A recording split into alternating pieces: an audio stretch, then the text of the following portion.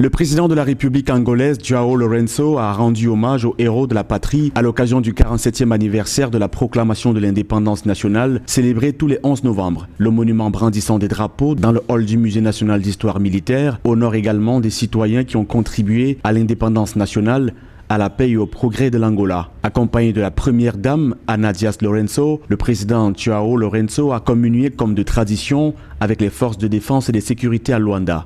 Ce sont 47 ans de gloire et de fierté nationale qui obligent les Angolais à préserver l'unité nationale. L'Angola et les Angolais sont appelés à valoriser l'effort collectif pour la promotion du développement durable et du bien-être.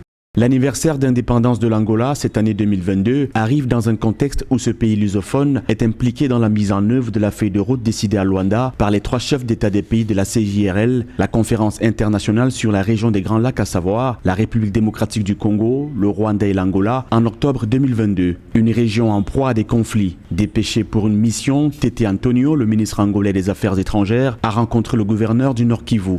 Le général John Sonné va désormais s'occuper du mécanisme ad hoc de vérification des violations du territoire par des groupes rebelles ou des forces étrangères dans l'est de la République démocratique du Congo.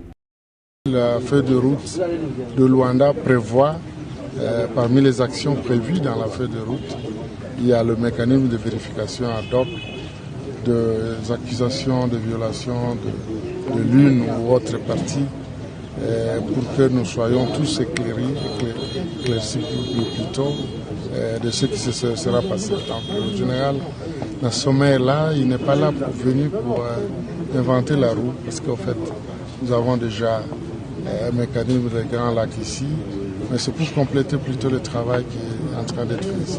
L'indépendance nationale proclamée par le président du MPLA de l'époque, Antonio Agostinho Neto, premier chef d'État de la jeune nation angolaise, a marqué le début d'une trajectoire politique, diplomatique, sociale et économique difficile. L'indépendance nationale a ouvert un espace pour un pays qui cherche, 47 ans plus tard, les meilleurs moyens de lutter contre la pauvreté et les inégalités sociales en vue du progrès pour l'ensemble de sa population.